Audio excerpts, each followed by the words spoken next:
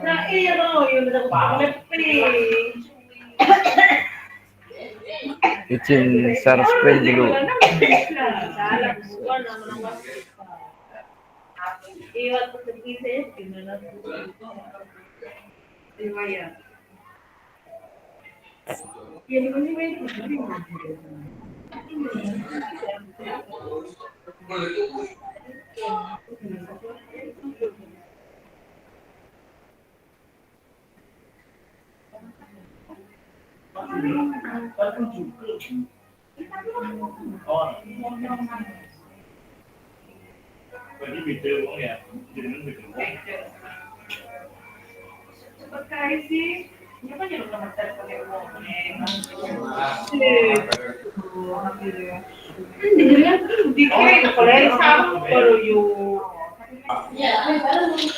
Kue wadake ngangkat tangan baru pegel.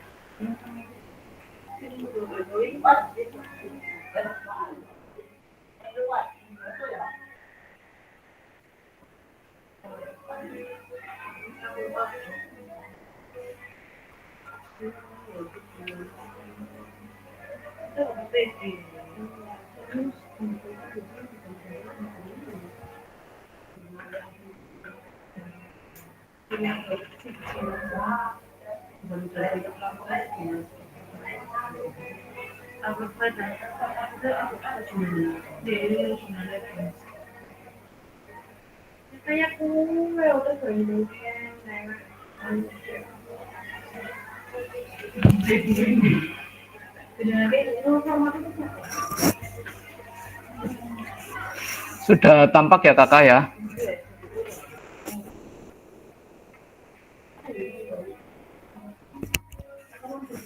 Oke, bismillahirrahmanirrahim.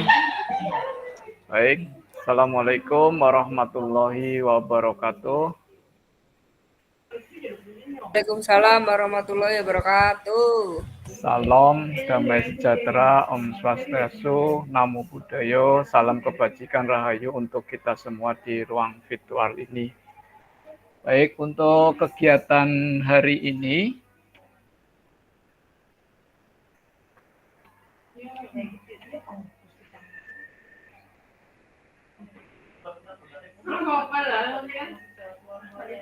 itu kita ada di ruang tatap maya 1.5 ya kakak semua ya.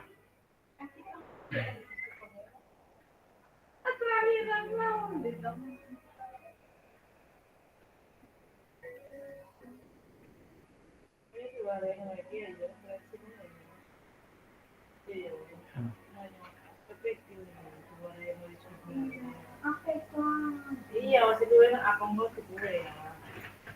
Iya. Iya.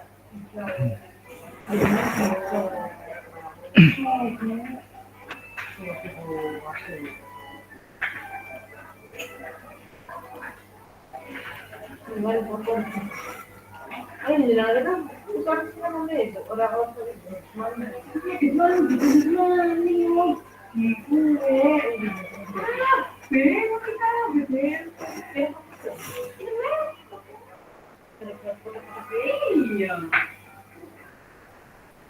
tapi anak-anak anak sama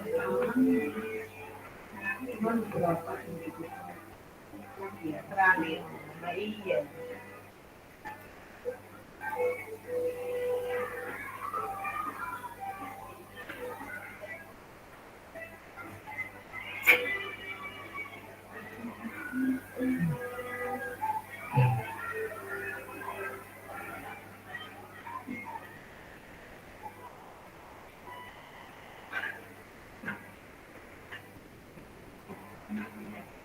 Tinggal baru.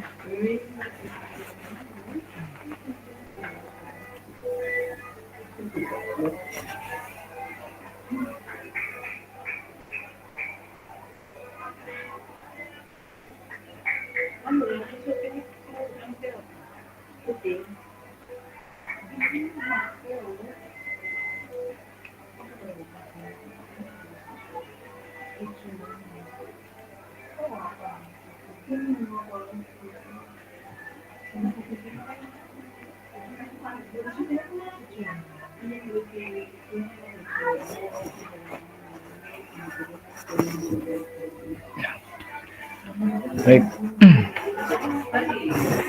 Untuk kita awali dulu kegiatan hari ini bisa dengan berdoa, dengan membacakan Al-Fatihah. Ya, Al-Fatihah.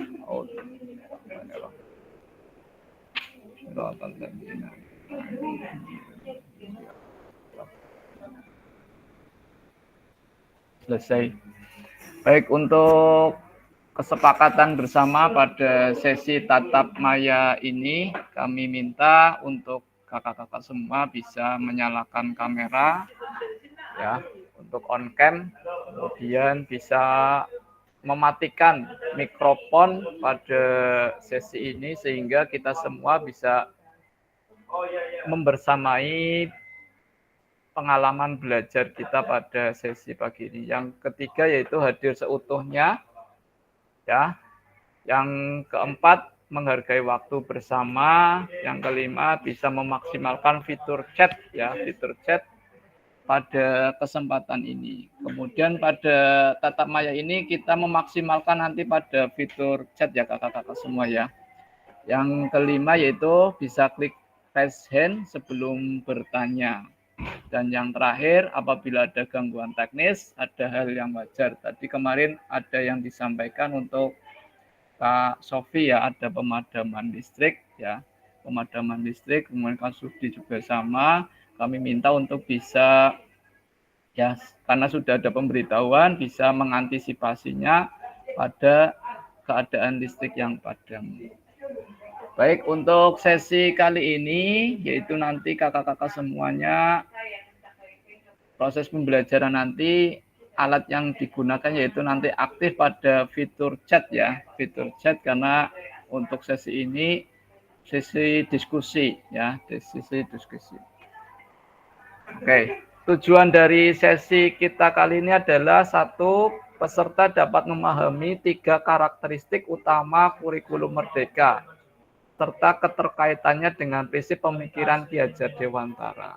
Yang kedua, peserta mampu memahami pengembangan kurikulum PJOK.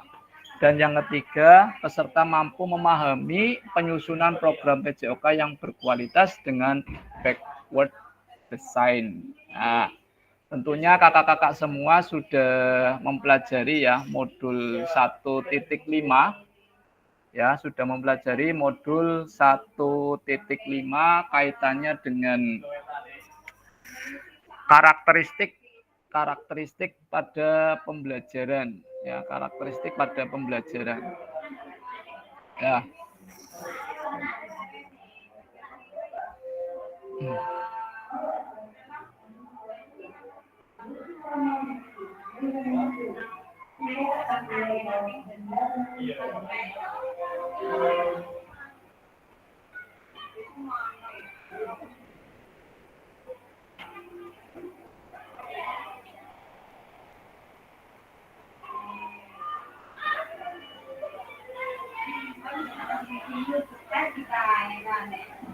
Nah,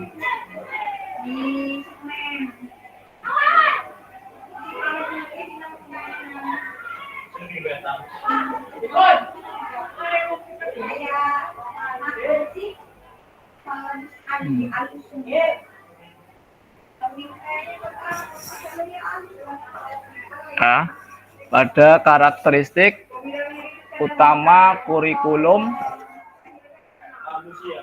merdeka. Mungkin kakak-kakak bisa ada yang tahu karakteristiknya. Yuk, pada mana?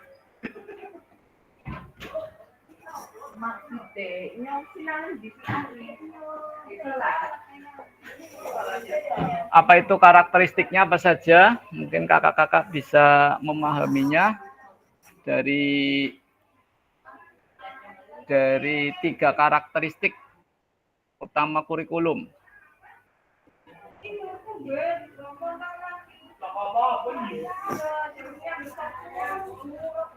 Mari kakak untuk bisa berdiskusi pada 3 karakteristik utama, ya.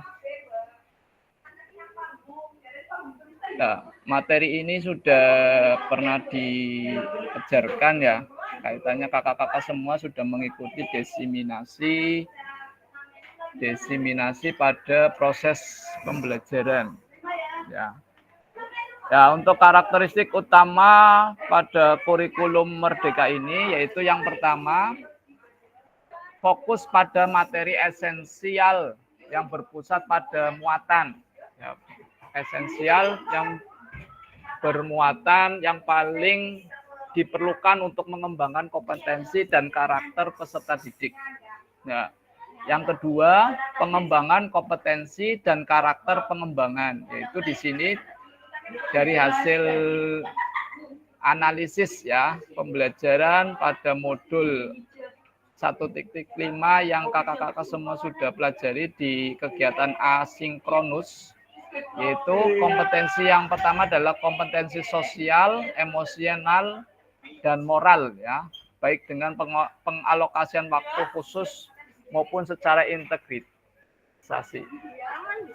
Yang ketiga yaitu fleksibilitas pembelajaran kurikulum ya, dapat disesuaikan dengan kebutuhan pengembangan kompetensi peserta didik, karakteristik satuan pendidikan, dan konteks lingkungan sosial budaya setempat, sehingga pada proses pembelajaran kakak-kakak semua di kelas itu pastinya berbeda-beda sesuai dengan lingkungan sosial budaya, kemudian karakteristik anak ya, baik SD, SMP, SMA. Ya, alhamdulillah di momen ini, di grup ini semuanya ada, SD-nya ada, SMP-nya ada, dan SMA ada. Jadi karakteristik ya lingkungan sosial budaya tempat kita mengajar itu berbeda-beda, sehingga nantinya akan membedakan pada bagaimana cara mengajarnya kita ya, karena sesuai dengan lingkungannya tadi.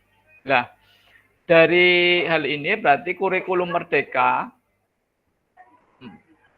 menekankan pada pembelajaran yang fleksibilitas, berpusat pada peserta didik, dan berbasis pada konteks lokal. Lokal di sini adalah lokal lingkungan sekitar kakak-kakak semuanya dalam mengajar, baik itu kebudayaan, kemudian karakteristik lingkungannya, bagaimana kebiasaan lingkungan di sekolahnya masing-masing.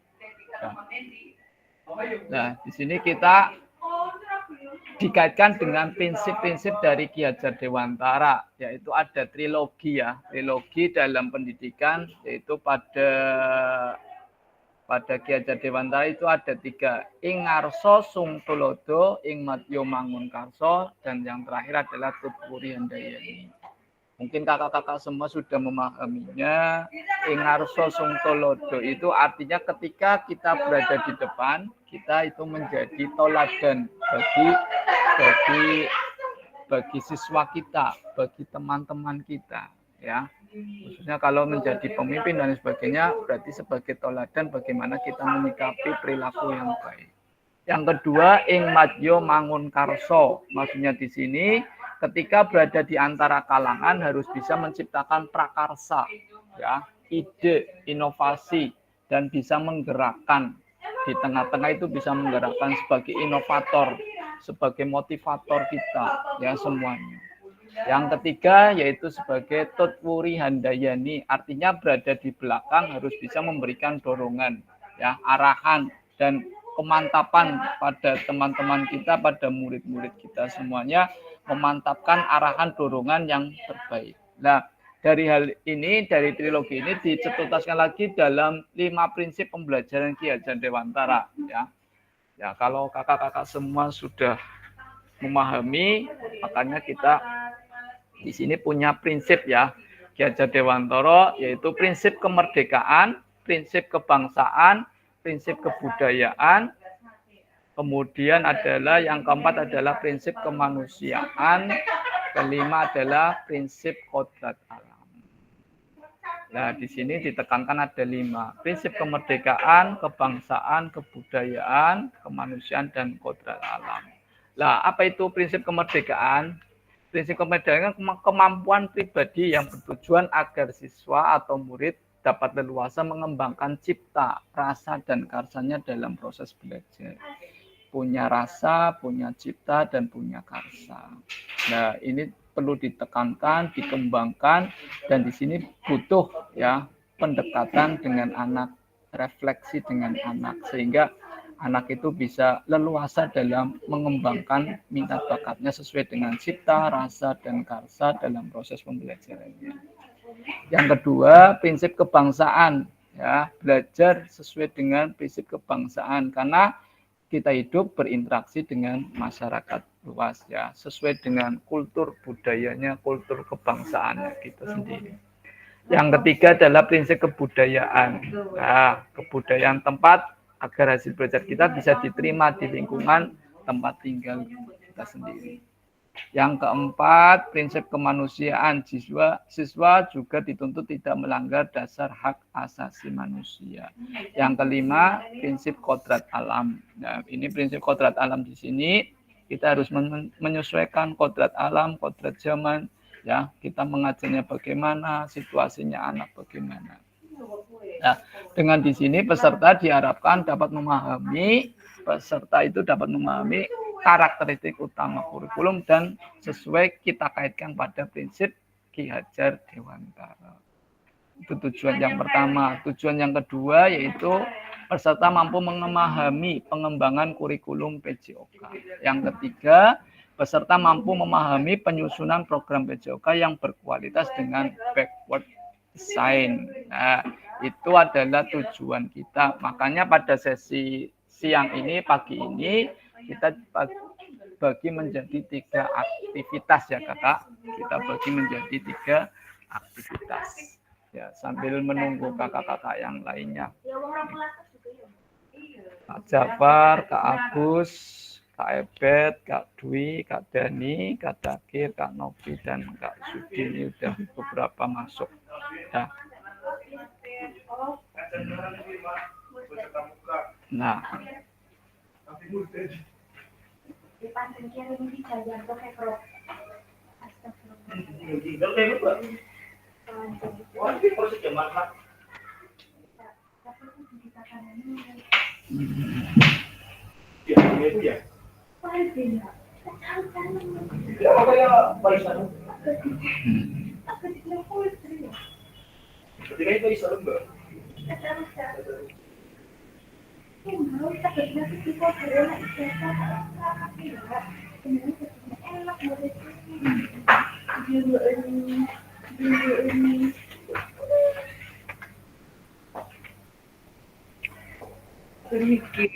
Pak Basir mau bertanya dulu boleh? boleh kakak. Iya.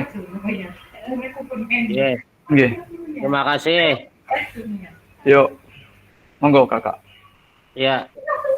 Tadi disampaikan terkait dengan karakteristik utama dari pembelajaran PJOK yang tadi disebutkan, yang prinsip yang fleksibilitas itu.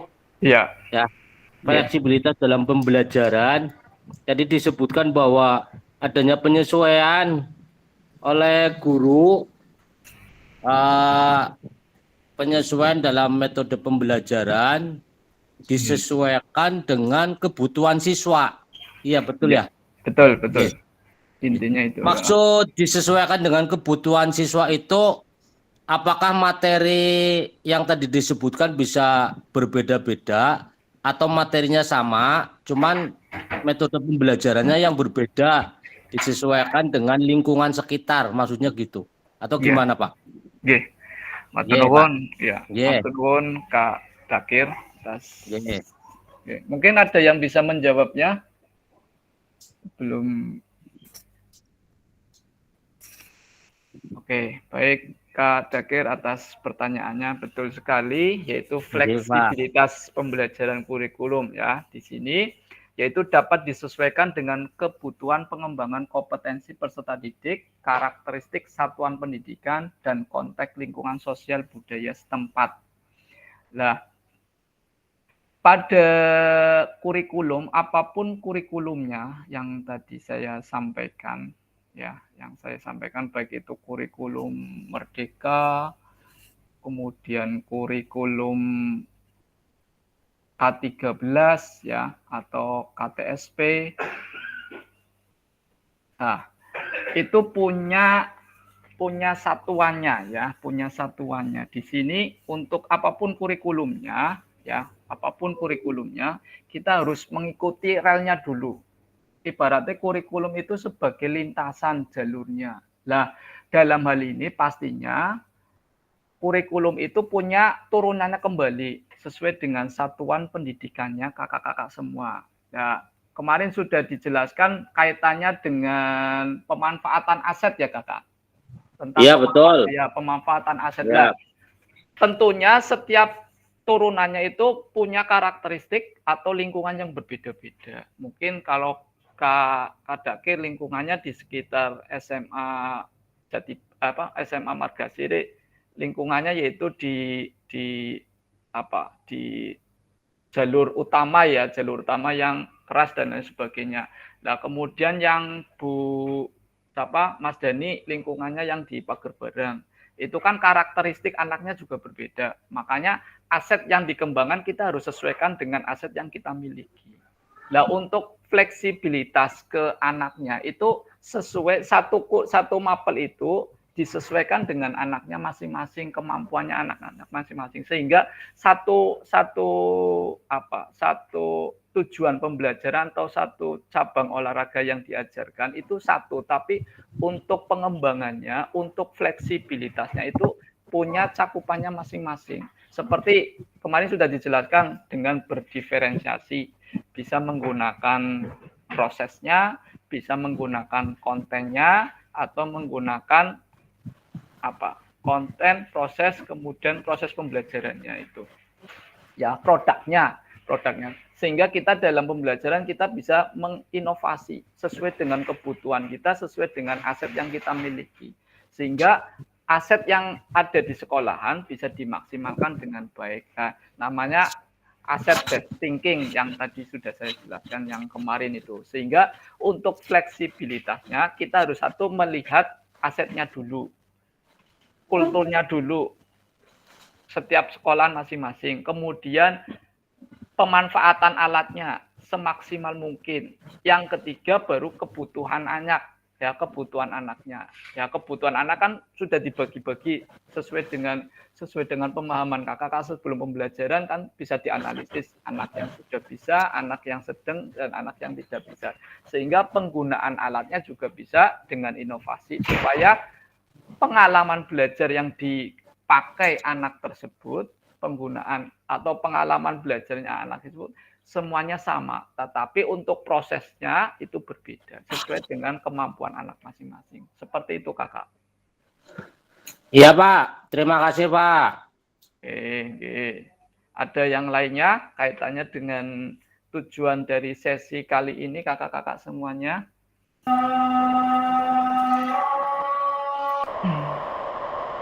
Oke, baik. Saya lanjutkan kembali ya, kakak. Untuk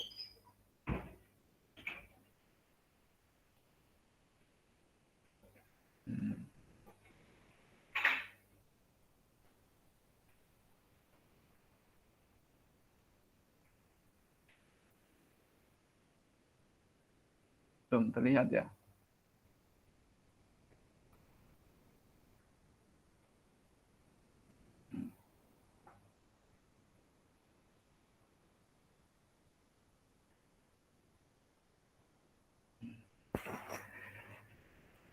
Baik.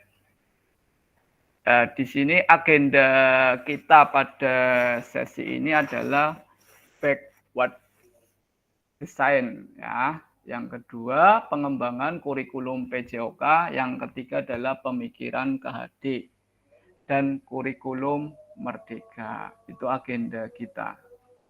Ya. Untuk aktivitas pertama yaitu backward design dalam pengembangan kurikulum PJOK. Nah, sebelumnya mungkin ada yang bisa menjelaskan apa itu pengertian dari backward design dalam pengembangan kurikulum PJOK, kakak-kakak. Mungkin ada volunteer, ya, volunteer dari kakak semuanya dari hasil kegiatan asinkron. Kak Teguh sudah bisa bersuara, mungkin kangen suaranya Kak Teguh ini. Apa itu backward design? Monggo Kak Teguh.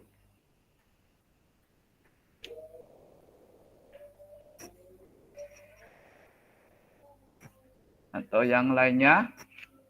Kak Jafar, Kak Jafar.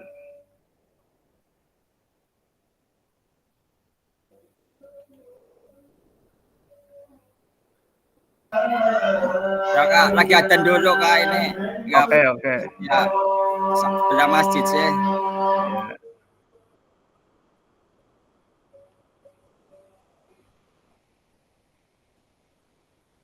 Gimana Kak tadi?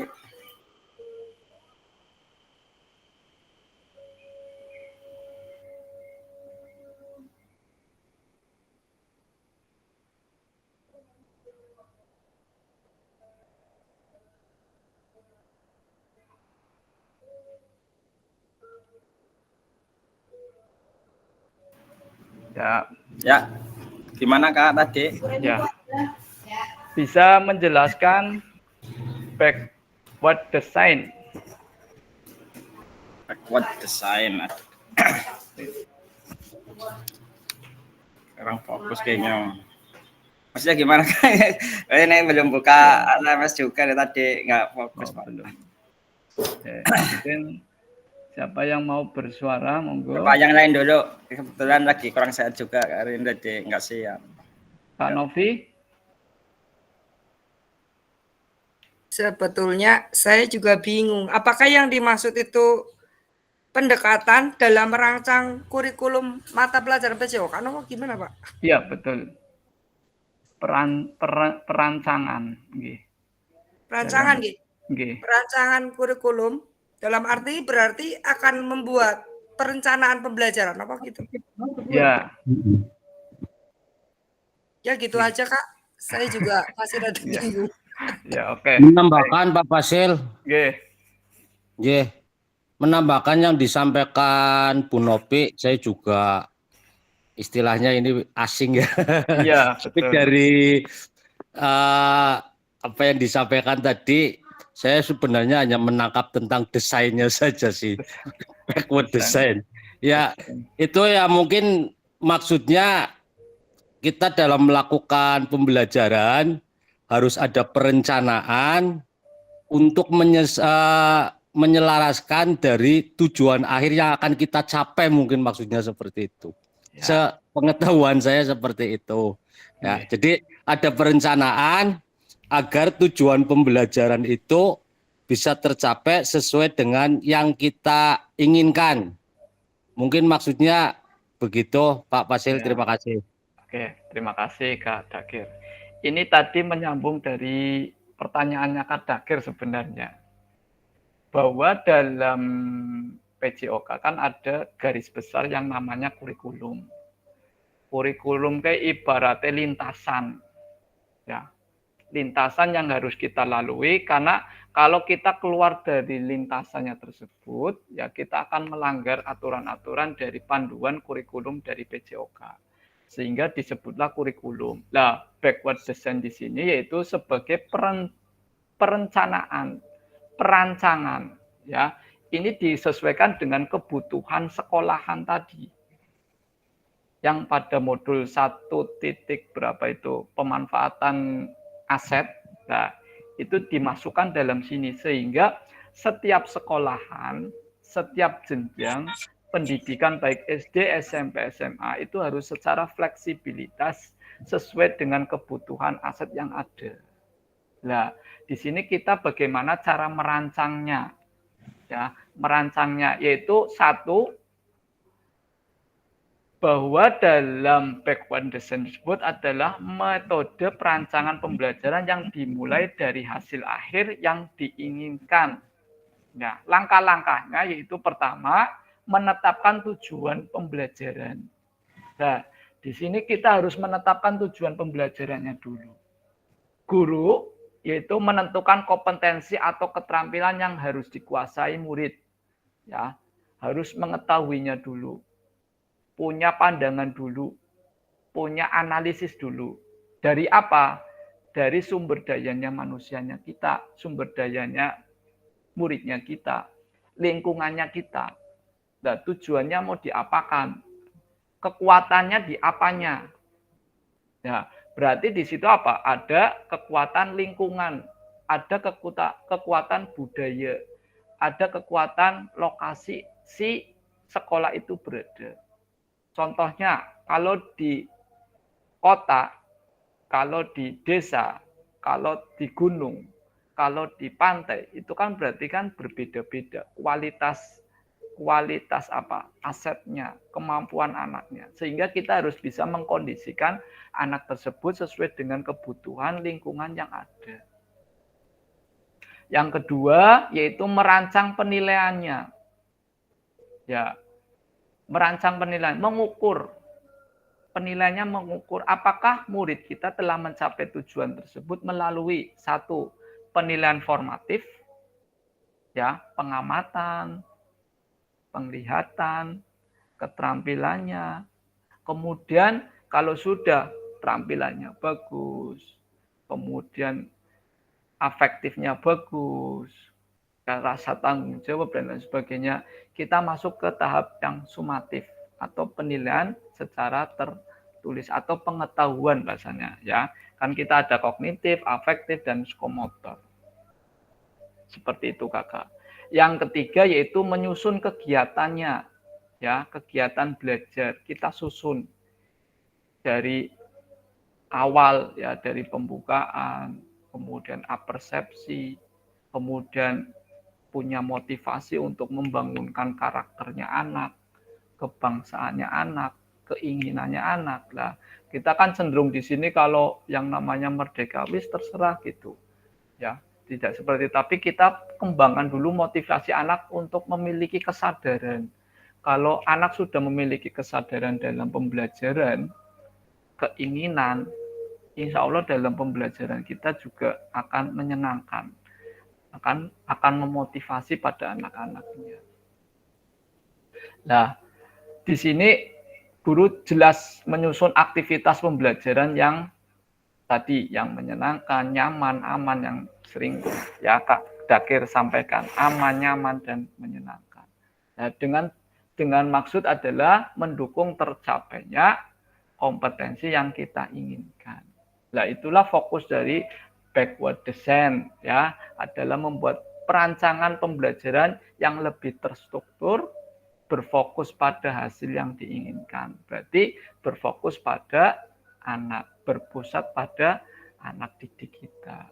Nah, pengembangan kurikulum PJOK di sini yaitu menyesuaikan tujuan pendidikan nasional dengan kompetensi dasar di bidang jasmani, olahraga, dan kesehatan. Nah, dalam konteks ini, kurikulum merdeka, mengembangkan kurikulum PJOK perlu memperhatikan fleksibilitas. Ya, fleksibilitas lagi, ditekankan lagi fleksibilitasnya. menyesuaikan dengan potensi, minat, dan kebutuhan peserta didik, serta menerapkan prinsip-prinsip pembelajaran yang kontekstual berpusat pada siswa atau engagement. Seperti itu kakak untuk backward design yang hasil kesimpulan dari kita belajar kemarin. Ya. Nah, di sini mungkin untuk selanjutnya backward design dalam pengembangan kurikulum PJOK. Ya, backward design dalam kurikulum PJOK. Nah, menurut kakak semuanya, ya, dari yang saya tadi jelaskan sesuai dengan tentang kurikulum PJOK, yaitu apakah kakak-kakak sudah memahaminya? Ya, mungkin bisa ditulis di kolom chat dari skala 1 sampai 10. 1 sampai 10. Kakak menilai sendiri, merefleksikannya sendiri. 1 dari 10 sudah berapa kakak-kakak? Monggo. Silakan ditulis di kolom chat kakak-kakak semuanya.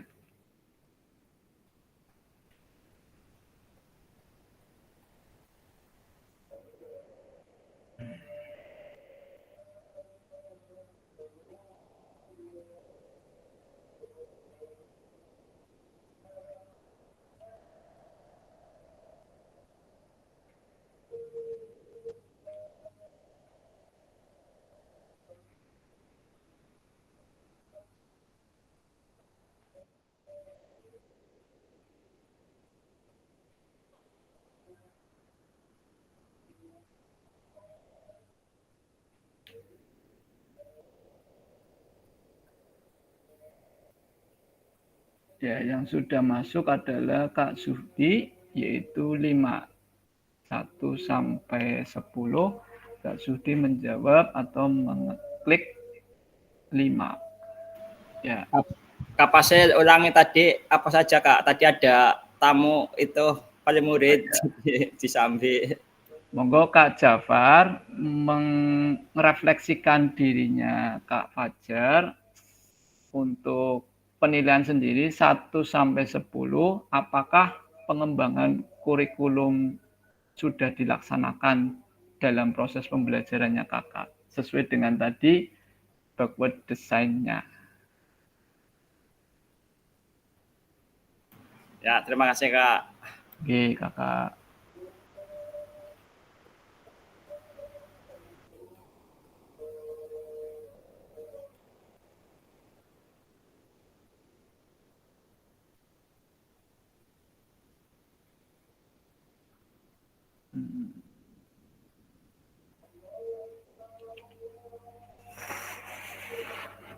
Nah, ini. Menurut kakak, 1 sampai 10 kira-kira seberapa ya sudah mengikuti atau memahami, sudah melaksanakan tentang kurikulum PJOK. Monggo kakak semuanya untuk bisa menuliskan di kolom chat dari skala 1 sampai 10. Kira-kira kakak semuanya di ruang filter ini menjawab berapa? Ini sebagai bahan refleksinya kita ya.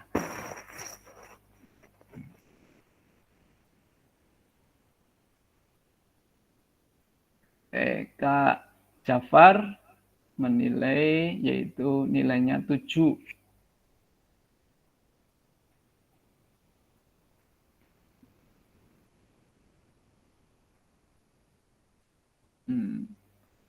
Kak Novi 7 ya Kak Novi ya.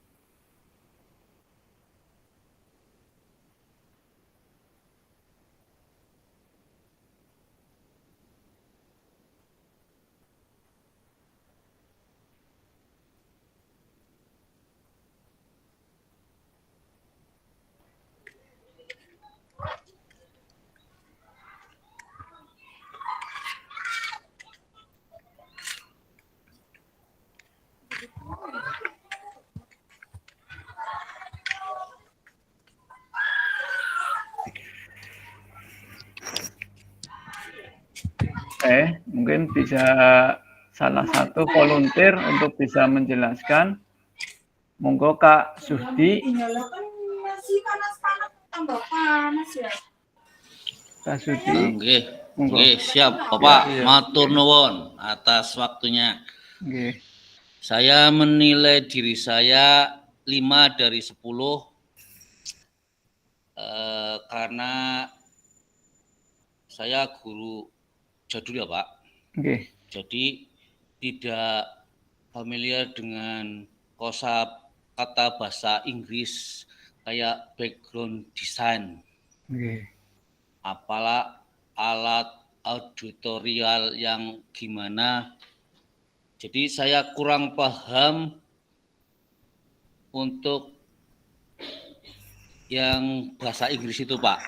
Dan kebanyakan saya masih mengajar kayak saya sebagai orator ulung di depan Pak. Jadi saya dengan menggebu-gebu ngomong A, B sampai Z sampai anak disuruh instruksi saya dilaksanakan tanpa membuat pelajaran itu menyenangkan, bahkan belum bisa menerapkan pembelajaran berdifferensi apa-apa itu Pak. Nggih. Karena jadi ya mohonlah kiranya teman-teman yang sudah dapat 7 itu yang nilainya 7 nilainya 7 ya 7 Mas Japar, Mbak Nopi, saya mohon diajarin Pak cara mengajar yang baik dan benar sesuai dengan kurikulum Merdeka yang katanya harus berpihak sama siswa ya Pak ya. Nggih. Jadi mohon saya tulungnya sama Mas Jafar sama Mbak Nopi nggih. Atus niku mawon Bapak. Kelemahan saya di kurikulum Merdeka. Wabillahi taufiq wal hidayah. Wassalamualaikum warahmatullahi wabarakatuh. Waalaikumsalam warahmatullahi wabarakatuh. Nggih. Atuh. Nggih. Monggo Kak Jafar. Ya, terima kasih Kak. Nggih. Ya, assalamualaikum warahmatullahi wabarakatuh. Waalaikumsalam Ya, warahmatullahi saya sedikit memaparkan ya terkait tadi tentang backward design kurikulum. Ya, sebelumnya terima kasih untuk Kak Judi selalu berlebihan ya. Jadi kita di sini sifatnya saling sharing saja. Jadi saling melengkapi, bukan berarti sana sini punya nilai plus lebih atau enggak. Jadi siapa saja yang manakala ada yang paham, yuk kita sharing bareng-bareng itu intinya aja. Jadi terkait dengan backward design, terkait dengan tadi saya rentang 7 sebetulnya bukan saya terlalu melebih-lebihkan, tapi semata-mata berusaha apa yang sudah saya lakukan selama ini. Barangkali nanti keliru ya mohon bimbingan dari Kak Fasil dan yang lainnya yang lebih senior dan sebagainya itu banyak di sini. Mohon bimbingan juga sama saya juga sama-sama belajar lah. Jadi terkait dengan perencanaan kurikulum pembelajaran PJOK, kalau yang sekarang itu adalah kurikulum Merdeka Belajar ya Kumar, memang kita harus punya, dalam mengajar khususnya itu memang harus punya perencanaan. Jadi secara umum kalau memang kita mau mengajar ya kita harus memahami pertama ya kurikulum dulu itu apa isinya, kemudian perangkat di bawahnya itu nanti runtut mengikuti. Jadi kita pahami silabusnya apa. Kemudian kalau di Kumar itu ada CP-nya apa, kemudian TP-nya gimana, kemudian kita terapkan pada siswa pada saat pembelajaran. Nah, di situ materi yang kita ajarkan itu biasanya ya kita melihat dari perangkat yang ada lah, silabus ataupun CP-TP-nya gimana nanti runtut kita ajarkan pada siswa. Jadi nantinya yang tujuan akhir dari pembelajaran itu nantinya bisa tersampaikan. Dan tidak terlepas juga memang yang tadi disampaikan Kak Judi, memang pembelajaran pada Kumur itu kita harus menerapkan juga pembelajaran berdiferensiasi dan juga harus berfokus pada siswa atau anak didik. Ya, mungkin itu Kak Fasil yang saya pahami, mungkin barangkali ada kekurangan ataupun yang lain bisa menambahkan, disilakan. Ya, itu aja Kak penyampaian dari saya ya akhiri. Wassalamualaikum warahmatullahi wabarakatuh. Waalaikumsalam warahmatullahi wabarakatuh. Oke. Terima kasih Kak Surdi, Kak Jafar yang sudah ya kita di sini itu kita sharing ya Kakak ya. Tujuan kita di sini sharing untuk bisa selalu mengupgrade apa yang ada dalam pembelajaran PJOK. Nah, tentunya di sini tidak ada yang salah dan tidak ada semuanya kita benar semuanya. Karena sharing itu perlu nggih. Sharing itu perlu untuk kita bisa mengupgrade situasi kondisi yang harus kita lakukan ya, kondisi yang kita lakukan sesuai dengan kodrat zaman kita. Nah, tentunya kita semua punya background sebelumnya. Saya juga punya kebiasaan sendiri, Kak Sudi sudah punya kebiasaan sendiri, Kak Jafar juga sudah kebiasaan sendiri ya, sudah biasa mengajarnya kayak gini loh. Ya, situasinya seperti ini. Tapi dari hasil PKG ini, PKG PJOK, ya kita sharing aja, sharing kegiatan kita dalam proses belajarnya. Nah, kita harus dari proses yang kita ajarkan sebelumnya, kita upgrade, kita purekan, kita komunikasikan sehingga pengalaman-pengalaman kita sebelumnya kita di sini sharing saja, ya sharing saja. Sehingga yang tadi disampaikan oleh Kak Sudi kaitannya dengan ya masih menggunakan apa komando dan lain sebagainya. Tentunya itu tidak salah, yaitu sudah ada ketepatannya semuanya. Tetapi dalam kondisi sekarang ini kita harus bisa memahami karakteristik anaknya masing-masing. Nah, dari pemahaman karakteristik masing-masing kita bisa menyalurkan minat bakatnya anak-anak tersebut. Sehingga tadi yang sudah disampaikan Kak Sudi itu sudah salah satunya sudah menginspirasi untuk anak-anak tersebut. Sehingga kondisi dalam pembelajaran anak itu walaupun dalam kondisi yang diperintah, tapi itu sudah masuk ke dalam kategori anak-anak itu sudah mencakup suaranya dari siswa atau voice-nya, keinginannya anak. Nah, anaknya mau ini, tentunya Kak Sudi sudah membedakan loh, ini anak yang sudah baik, ini yang belum baik. Nah, penilaian itu kan berarti kan sudah masuk ke proses berdiferensiasi secara tidak langsung.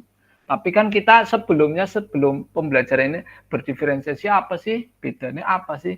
Nah, bedanya itu kita bisa membedakan anak-anak yang dari sudah baik menjadi baik, dari yang tidak baik menjadi baik. Itu kan ada prosesnya. Sehingga berdiferensi di sini ada yang namanya konten, kemudian proses, dan produk. Nah, tadi bisa mencakup itu. Secara tidak sadar kita juga sebelumnya sudah mengalami itu, sudah melaksanakan itu. Tapi ini di modul ini, di PKG ini lebih banyak memahaminya. Oh, bahwa berdiferensiasi itu ada 3, yaitu konten, kemudian produk, dan proses. Nah, di situ kita sudah memahaminya di situ. Nah, tujuannya dari pembelajaran PJOK di sekolahan itu kata kuncinya itu bisa mengembangkan, menerapkan, dan mengevaluasi, baik itu konsep dari keterampilan, konsep dari gerak ya, untuk berpartisipasi aktif dalam berbagai aktivitas jasmani, sehingga aktivitas jasmani yang kita lakukan ya bisa dilakukan sepanjang hajat dengan kepercayaan diri, kompetensi dan kreativitas anaknya masing-masing, dengan dipandu, dengan difasilitasi oleh kita semuanya yang sebagai guru. Sehingga titik beratnya anak itu berdiferensiasi, kita hanya memfasilitasi ya, bisa dengan komando, bisa dengan alat, bisa dengan produk, bisa dengan proses. Nah, kita yang menginovasi, mengkreativitas dalam pembelajaran tersebut. Nah, contohnya yang kemarin sudah disampaikan Bu Novi kaitannya dengan sepak bola ya. Sepak bola kemarin bisa diinovasi karena kekurangan alat dan lain sebagainya. Anak-anak yang nendangnya belum bisa punya keinginan bukan nendangnya pengen dhuwur pakai bola plastik. Nah, ketentuan itu kan berarti kan apa? Tujuannya menyampaikan. Nah, perkenaannya, impact-nya dengan bola ya. Yang penting kan kalau impact-nya dengan bola, kalau bolanya tinggi berarti tendangannya dari bawah bola. Pengen keras, pengen melengkung dan sebagainya itu bisa. Sehingga kemampuan anak sesuai dengan kemampuannya, teknik dasarnya, perkenaannya dengan impact antara kaki dengan bola tahu maksudnya. Seperti itu. Dengan memodifikasi dari produknya, produk yang akan dilakukan. Baik itu bisa dengan sepak bola, bisa dengan peluru, atau lempar lembing, bisa menggunakan bola terlebih dahulu kalau memang lembingnya sulit, atau menggunakan potongan sapu sehingga lemparannya bisa lurus lebih dahulu. Yang penting kan teknik dasarnya dibetulin dulu. Alhasil itu bagus atau tidak bagus, jauh atau tidak jauh, yang penting kan teknik dasarnya sudah dikuasai. Kurikulumnya sudah masuk. Ya, melakukan teknik dengan baik dan benar. Ya, teknik baik dan benar itu berarti apa?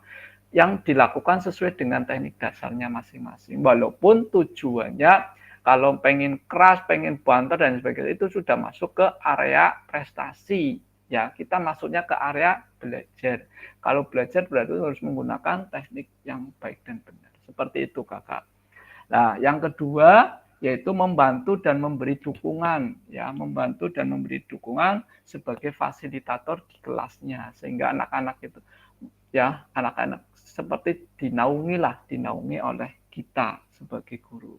Nah, yang ketiga, membangun dan menerapkan keterampilan sosial dan emosional. Nah, di sini penting ya Kakak ya, kaitannya dengan emosi dan rasa sosialnya anak. Nah, di sini penting karena dalam hal ini kita membangun sosial dalam lingkungan di sekolahnya, lingkungan di kelasnya. Biasanya kalau anak-anak SMP itu punya circle-nya sendiri-sendiri ya, circle-nya sendiri-sendiri. Kita harus bisa memecahnya itu dalam kondisi dalam pembelajaran itu enaknya pimen lah.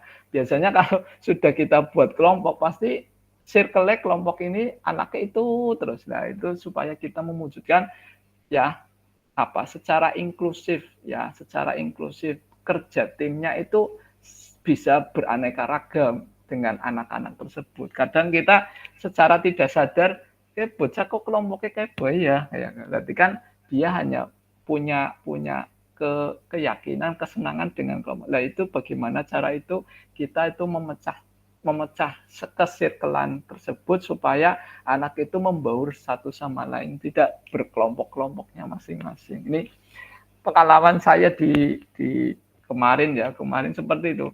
Bocah bal-balan maning kelompoknya karaoke, maning kan kelompoknya. Jadi kita harus bisa memecahnya supaya anak itu membaur. Kalau membaur kan kesannya ya saling mengenal dan sosialnya sangat baik. Dan emosionalnya juga anak akan terjaga karena yang namanya satu kelas itu kan seperti satu keluarga ya, satu keluarga, ada yang pendiam, ada yang aktif ya, aktif lah. Itu bisa bagaimana kita membawakan anak seperti ya dalam satu keluarga tersebut. Dan yang keempat, tujuan dari pembelajaran PJOK di sekolah yaitu menanamkan rasa apresiasi dan mengembangkan sikap positif untuk aktif secara jasmani sepanjang hayat. Ya, maksudnya di sini tidak hanya di sekolahan, tetapi anak-anak sepulang sekolahan tetap melaksanakan aktivitas fisik ya secara positif sesuai dengan materi yang kita sampaikan. Materi kesehatan, kebugaran jasmani ya dengan menggunakan sirkuit training bisa ya satu push up, kemudian sit up, kemudian jumping jack dan sebagainya. Itu anak-anak sudah terbiasa dengan kebugaran fisik yang anak lakukan sehingga kebugaran jasmani anak-anak didik kita tidak hanya di sekolah tapi di rumah melakukan. Jadi punya mindset bahwa kita selalu menanamkan untuk siswa-siswa kita atau murid-murid kita untuk selalu beraktivitas fisik karena untuk kualitas hidup kita semuanya. Seperti itu Kakak. Baik, Nah, untuk capaian pembelajaran PJOK pada oke. Ya, share screen dulu. Nah, untuk capaian pembelajaran PJOK kurikulum 2024 ini, pendidikan jasmani, kesehatan, dan olahraga bertujuan sebagai pembelajaran bagi peserta didik dalam mengembangkan, menerapkan, dan mengevaluasi keterampilan konsep, ya, strategi gerak yang akan menjadikan disposisi untuk berpartisipasi dalam berbagai aktivitas jasmani. Nah, ini adalah tujuan dari pembelajaran PJOK pada kurikulum Merdeka tahun 2024 ini sudah dirumuskan. Yang tadi kakak-kakak semua sampaikan tadi, pada apa sih tujuannya? Yaitu secara garis besar di sini, yaitu yang pertama mengembangkan, menerapkan, dan mengevaluasi keterampilan, konsep, strategi gerak yang akan menjadi disposisi untuk berpartisipasi dalam berbagai aktivitas jasmani dengan penuh kepercayaan diri, kompetensi, dan kreativitas. Yang kedua, yaitu membantu dan memberikan dukungan mereka dalam memilih gaya hidup sehat dan aktif secara jasmani. Yang ketiga, membangun dan menerapkan keterampilan sosial dan emosional melalui konteks pembelajaran yang menekankan nilai-nilai fair play, kerja tim, dan inklusivitas secara keseluruhan. Ya, baik itu berarti di sini fair play, kerja tim berarti unsur dari olahraga yaitu kata kuncinya adalah sportivitas. Sportivitas yang kita lakukan, yang selalu ditekankan rasa tanggung jawab, kedisiplinan. Di sini bisa menilai dari apa? Dari kedatangannya siswa, dari kumpulnya siswa, dari berbarisnya siswa, kedisiplinannya. Kemudian kerapiannya dengan pakaiannya, ya, yang selalu menekankan kalau pelajaran olahraga menggunakan seragam olahraga itu selalu ditekankan karena itu sikap untuk menekankan ke ya kerja tim, inklusivitas, kemudian kedisiplinan, rasa tanggung jawab pada dirinya sendiri.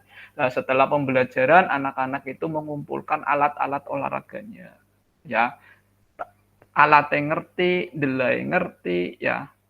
Ya, kadang kita juga menyuruh anak ya, tolong itu di mejanya Pak Guru ambilkan tolak peluru. Itu bagian dari ilmu pengetahuan.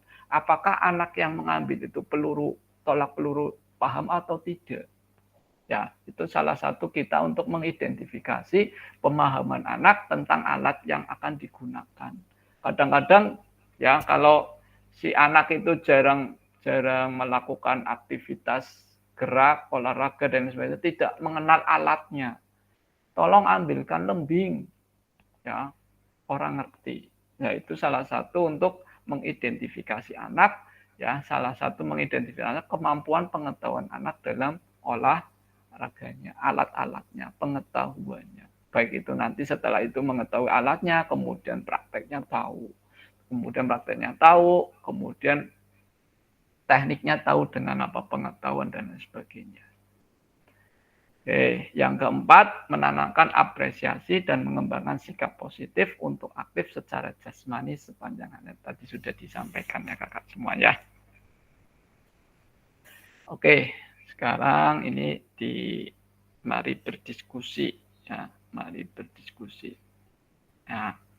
Ya, terlepas dari kurikulum apapun, apakah selama ini kakak-kakak sudah memahami baik tujuan mata pelajaran dan menjadikannya sebagai acuan? Gimana ini kakak? Terlepas dari kurikulum apapun, baik kurikulum KTSP, baik kurikulum K13, baik kurikulum sekarang ini Merdeka. Apakah ya kita memahami tujuan mata pelajaran dan menjadikannya sebagai acuan kurikulum tersebut? Monggo kakak-kakak bisa volunteer saja untuk bisa menyampaikannya. pengen dengar suaranya Kak Novi nih. Monggo Kak Novi.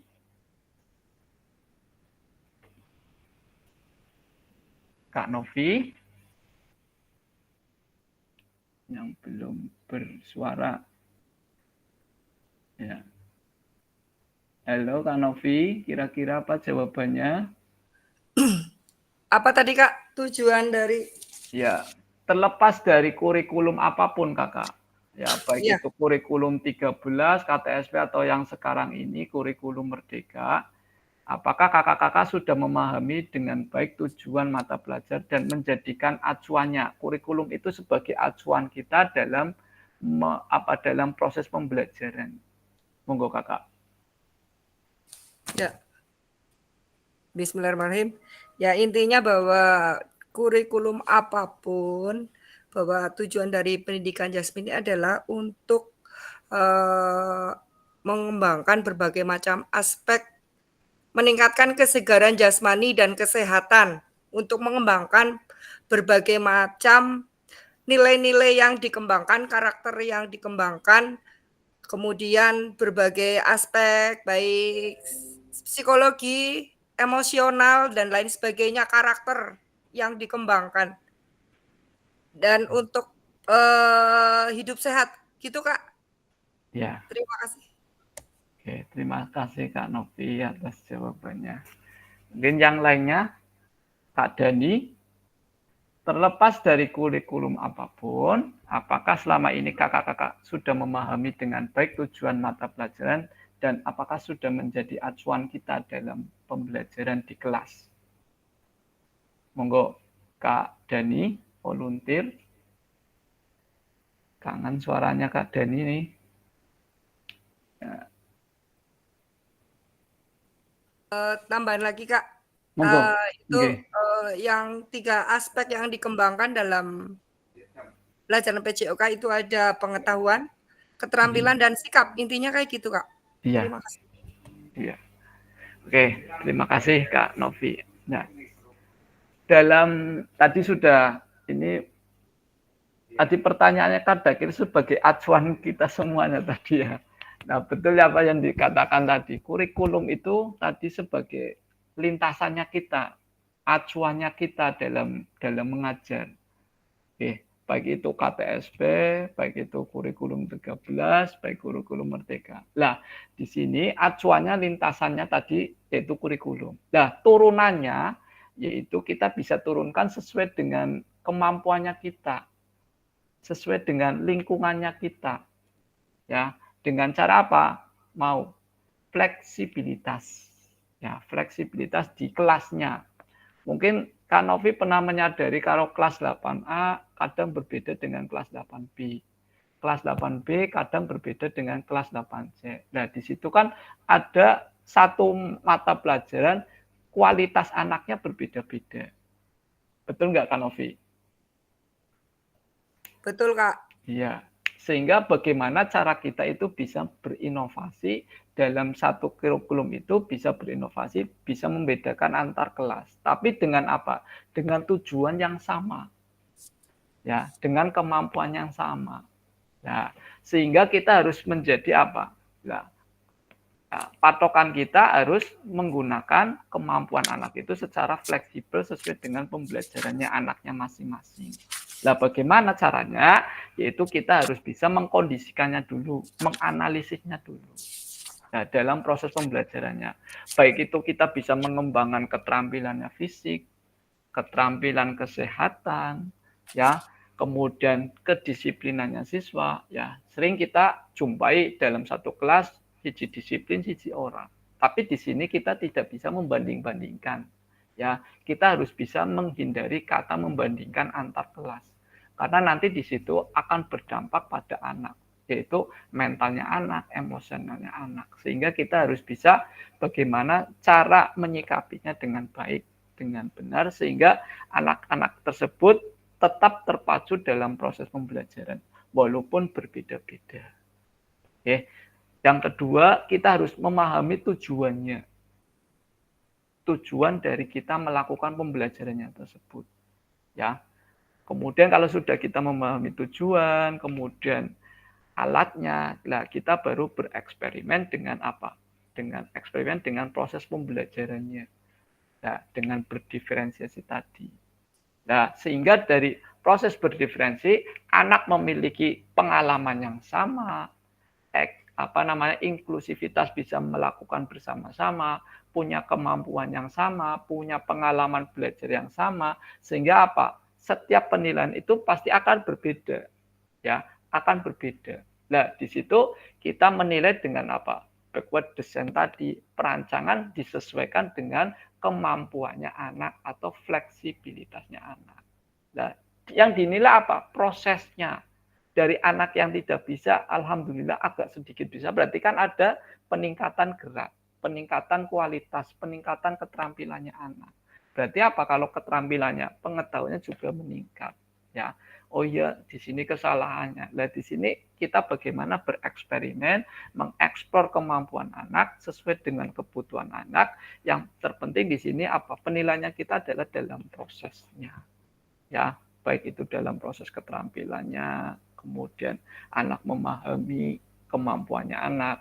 Ya, kalau sudah mampu, bagaimana karakternya anak, fisiknya anak, tanggung jawabnya anak dalam mengajari. Ya, di sini ada penilaian antar sesama atau sebaya. Ya, sejawat dengan apa? Dengan kuesioner, dengan angkat dan sebagainya yang kemarin kakak-kakak Novis sudah sampaikan ya. Biasanya menggunakan penilaian anak diberikan angket. Nah, salah satunya kita harus memfasilitasi anak dengan apa? Dengan pendampingan supaya apa? Penilaian anak itu secara objektif. Ya, tidak karena satu circle jadi nilainya digede-gede. Nah, ya seperti itu kakak. Nah, menjadikan tujuan sebagai acuan ya, strategi pembelajarannya kita, penilaiannya kita, dan merujuk dari apa? Dari kurikulum yang akan kita ajarkan, bisa dengan silabus yang RPP yang kita laksanakan. Nah, karena pengalaman kita biasanya kalau kita buat RPP biasanya dalam 1 tahun gitu ya, tidak per kelas. Itu pengalamannya saya seperti gawe RPP ya wis tahunnya wis, nanti berjalannya sesuai dengan kelasnya masing-masing ya, improve aja dalam mengajarnya. Kan kita sudah mendata anak-anak ya, secara tidak sadar ke bocah sing aktif, ke bocah sing ora aktif ditanda-tandai seperti itu. Nah, itu bagaimana kita proses dalam pembelajaran itu kita harus bisa berinovasi, kreativitas sesuai dengan kemampuan anak. Jadi kita punya data harian dalam proses pembelajaran. Insya Allah kalau kita selalu aktif dalam pembelajaran, ya anak-anak juga akan bersimpati dengan kita dan lebih dekat. Lah, maka refleksi dalam pembelajaran setelah pembelajaran lebih enak, lebih nyaman. Biasanya seperti itu Kak Novi. Oke. Mungkin ada tambahan dari kakak-kakak dari hasil penjelasannya tadi. Iya Kak, tadi saya agak kurang nyambung pertanyaan. Oh ya, ya bisa nambahin ini. Mungkin sumber dayanya juga ya Kak. Iya, Sumber sumber daya daya. di fasilitas peralatan yang ada. Oke. Itu tenaga pengajarnya juga yang kompeten, yang bisa membuat pembelajarannya itu gurunya bisa mendesain dengan baik. Kemudian umpan balik itu juga penting Kak, dan evaluasi. Iya. Evaluasi itu penting. Asesmen awal juga harus ada ya Kak, sama Harus. asesmen akhir. Oke. Mohon maaf tadi saya dari belakang gak nyambung pertanyaan. Terima kasih. Ya, makanya selalu disimpulkan dari biasanya ya dari proses pembelajaran kita itu ada refleksi. Lah, kita juga dalam pembelajaran di akhir pembelajaran kita harus bisa merefleksikan dengan anak-anak. Ya, seperti kita di pelatihan ini kan kita setelah pembelajaran kita merefleksikan bagaimana kita pembelajaran hari ini dan sebagainya. Itu contoh dari merefleksikan kita nantinya yang insya Allah nanti kita terapkan pada anak-anak ya. Kalau kita selesai pembelajaran ada sepatah kata, 2 patah kata dari anak-anak kaitannya dengan pembelajaran hari ini. Nah, salah satunya sebagai apa? Merefleksikan kita untuk pembelajaran selanjutnya. Seperti itu Kakak.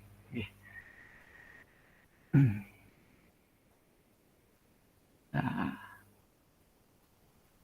baik, untuk selanjutnya.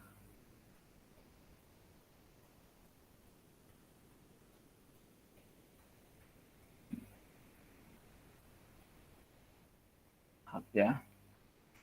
Ini sifatnya untuk 1.5 ini banyak diskusinya kakak sebenarnya. Ya, makanya dibutuhkan komunikasi yang baik. Dalam konteks kurikulum merdeka, apakah tujuan-tujuan ini bisa tercapai? Nah, ya, insya Allah semuanya bisa tercapai ya kakak. Dalam hal ini kita bisa menjalankannya dengan baik. Pada intinya butuh proses ya. Karena kebiasaan yang kita lakukan di sekolahan ya, ini salah satunya dengan pelatihan ini bisa merubah mindsetnya kita, bisa minimal merubah kaitan dengan paradigma kita selama dalam pembelajaran ya yang kita lakukan. Kita harus bisa merefleksikan sehingga anak-anak yang kita ajari, yang kita proses pembelajaran lebih nyaman dalam pembelajarannya, sehingga voice, choice, dan ownership-nya dimaksimalkan. Nah, memahami tujuan umum penting sebagai acuan untuk memahami muara akhir pembelajaran untuk mencapai tujuan umum ini. Pemerintah sudah menurunkannya ke dalam CP, ya, CP, capaian pembelajaran, dan mempersilakan guru atau satuan pendidikan untuk menurunkannya lagi ke dalam TP, ya, nah, dalam tujuan pembelajarannya, sehingga kurikulum yang kita lakukan ya sudah ada turunannya yaitu CP, dan silakan kakak-kakak semuanya bisa menurunkannya ke dalam TP sesuai dengan apa tadi, fleksibilitasnya, sesuai dengan kemampuan sekolahannya, sesuai dengan aset yang ada di sekolahannya, sehingga kita ya di sini dibutuhkan kreativitas, inovasi ya untuk memahami murid kita supaya dalam pembelajarannya bisa berpusat pada murid sehingga anak-anak tersebut ya lebih nyaman, aman, dan menyenangkan dalam pembelajarannya. Nah, bagaimana memastikan agar pengajaran yang kita lakukan benar-benar menyasar tujuan pembelajaran? Nah, di sini ada kata kuncinya, karena seringkali pengajaran langsung fokus pada materi atau aktivitas apa yang harus dilakukan murid. Bagaimana ini kakak? Nah, ada pertanyaan pemantik seperti ini kakak. Bagaimana memastikan agar pengajaran yang kita lakukan benar-benar menyasar tujuan pembelajaran? Gimana kakak? Ada yang mau volunteer? Di sini, monggo. Yang belum bersuara, monggo Kak Dwi Suci Aji. Kak Dwi Suci Aji, monggo.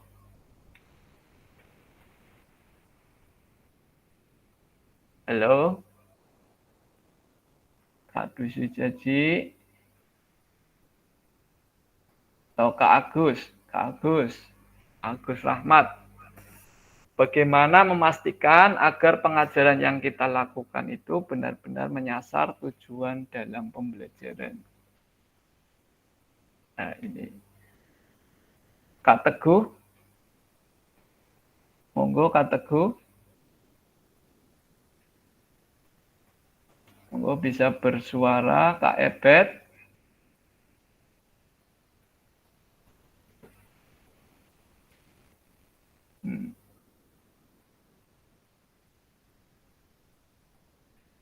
Monggo Kak Dani.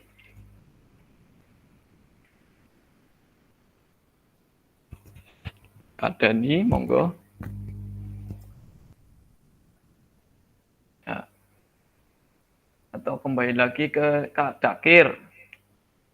Kak Dakir.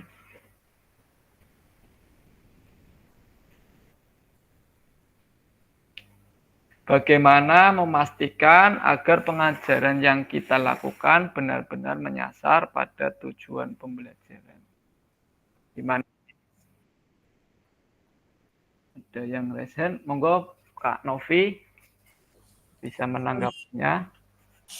Karena nggak ada yang jawab sih ya Kak. Tak coba untuk menyasar tujuan pembelajaran kita berarti kita merumuskan tujuan pembelajaran itu dulu Kak.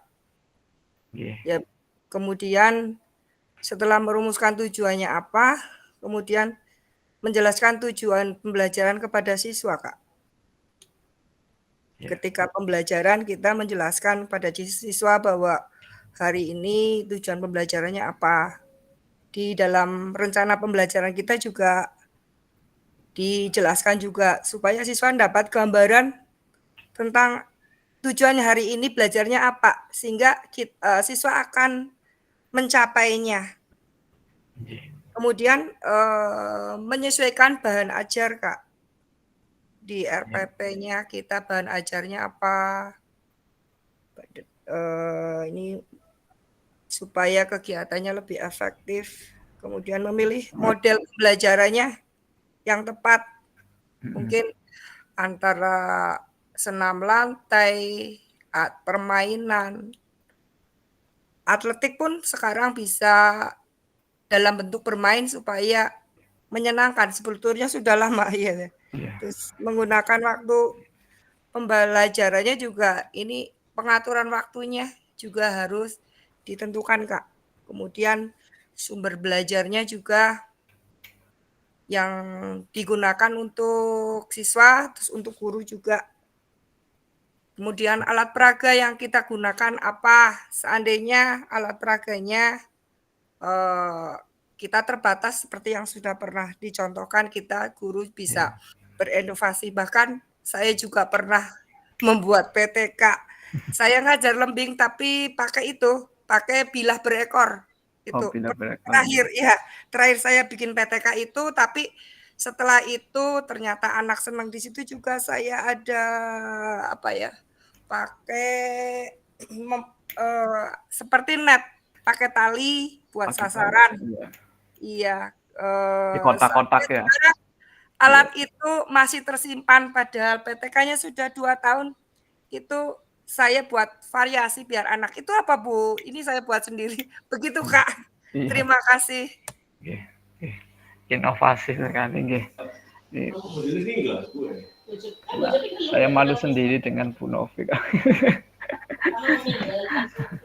Nggih. Sangat berinovasi kaitannya dengan pembelajaran Kanovi yang sudah membuat PTK, kaitannya dengan inovasi alat-alat yang bisa digunakan untuk disampaikan ke anak. Nah, tadi sudah disampaikan untuk Kanovi, itu kaitannya dengan tujuannya ya, tujuan. Intinya apa sih tujuannya?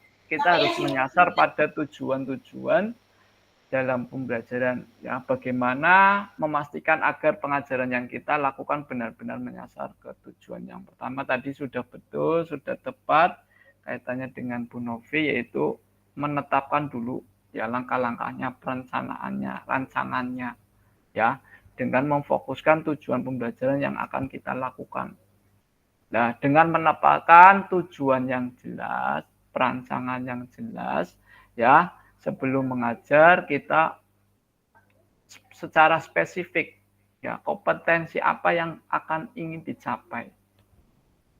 Ya, baik dalam aspek pengetahuan, keterampilan maupun sikap, aspek psikologinya, aspek kognitifnya, aspek kognisinya, afektifnya, psikomotornya ya, harus apa? Tujuannya apa? Kita akan merujuk kemana? Kompetensi yang ingin dicapainya apa oleh murid-muridnya kita. Nah, kemudian tujuan tersebut harus disampaikan dengan jelas pada kegiatan di awal pembelajaran ya, untuk persepsinya anak, sehingga anak itu ditekankan kilo dinake sinaune kiye, pembelajarannya volley. Ya. Anak itu apa yang harus diharapkannya? Kamu harus bisa melaksanakan passing bawah. Kalau Bu Novi tadi sudah menjelaskan lempar lembing. Anak harus bisa melempar dengan baik, dengan lurus. Supaya apa? Yang jatuh pertama adalah sudut depannya. Jangan buntute sing tiba disit. Nah, itu kan jelas. Maknanya jelas, tujuannya jelas, pembelajarannya jelas. Kita mau kemana? Arah tujuannya apa? Ya, tujuannya jelas. Nah, kemudian setelah tujuan kita merancang pengajaran, ya, pengajaran yang terfokus pada apa yang akan kita langsung laksanakan, yaitu secara strategis terstruktural, ya.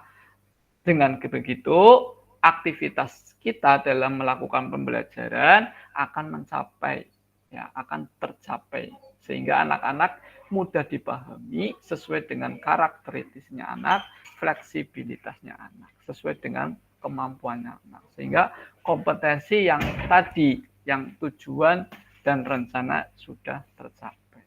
Nah, tadi untuk apa? Setelah penilaiannya, nah, penilaiannya bagaimana? Ya, penilaiannya yang sesuai, ya, yang relevan, sesuai dengan kemampuan anak, sesuai dengan apa? Kerja sama tim, observasinya kita, ya, penilaiannya kita secara objektif di lapangan. Nah, dari anak yang tidak bisa menjadi bisa, yang bisa sudah bisa, yang sudah bisa menjadi mahir. Nah, bagaimana siswa kita berinteraksi sosial, ya, bekerja sama kelompok. Bagaimana cara itu yang sudah paham bisa mengajari teman. Nah, itu lebih paham lagi teman sejawat mengajarinya. Sehingga kita selalu berkomunikasi dengan anak-anak yang tidak bisa, dengan anak-anak yang bisa, supaya pengajaran itu, ya, dua arah, jangan searah, jangan suruh ngongkon terus itu, ya. Bagaimana kita memantik anak-anak tersebut, oh kon bisa sih pimen carane. Nah, itu kan anak secara otomatis menjelaskan. Nah, menjelaskannya itu sesuai dengan rancangannya kita atau enggak, dengan teknik kita yang kita ajari benar. Nah, bocah wis bisa, tapi kan kadang bisa kadang tidak sesuai dengan apa yang kita rancang. Bisa, ada yang bisa sesuai dengan yang kita rancang. Nah, itu kan bagaimana kita meluruskannya, merefleksikannya. Nah, dari kegiatan terakhir setelah penilaian dan sebagainya, kita merefleksikannya, penyesuaian pengajaran kita ke anaknya, sehingga anak-anak itu aktif ngomong, aktif bergerak, kemudian pemahaman anak juga paham apa yang akan kita lakukan. Nah, selanjutnya untuk kakak semuanya,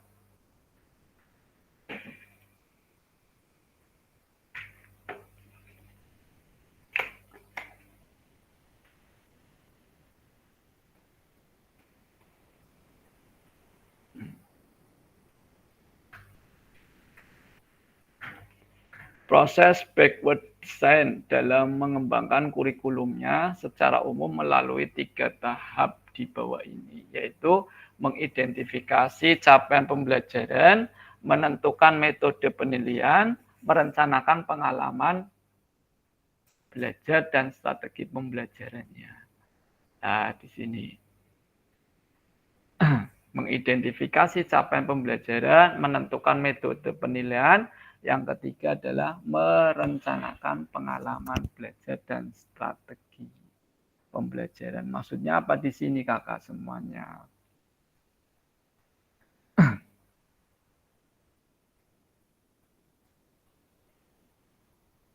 Nah, dalam hal ini mengidentifikasi dulu capaian pembelajarannya, yaitu tahap sisi kompetensi atau hasil pembelajaran yang ingin dicapai. Nah, guru harus menetapkan secara jelas apa yang harus dikuasai oleh siswa. Ya, pasti di sini apa? Yang pertama adalah aspek pengetahuan, keterampilan maupun sikap. Yang kedua, fokus ya pada metode penilaian, ya, merancang penilaiannya, ya, bisa tertulis, bisa presentasi, bisa proyek, bisa observasi, dan penilaian langsung bisa juga pada keterampilannya siswa. Nah, yang ketiga, merencanakan pengalaman belajar dan strategi pembelajaran. Tahap terakhir adalah merancang pengalaman belajarnya, ya, dengan metode yang kontekstual, efektif, bisa dengan diskusi kelompok, simulasi atau praktek langsung. Nah, dengan pendekatan backward design, pengajaran menjadi lebih terarah dan efisien. Seperti itu Kakak untuk identifikasi capaian pembelajarannya.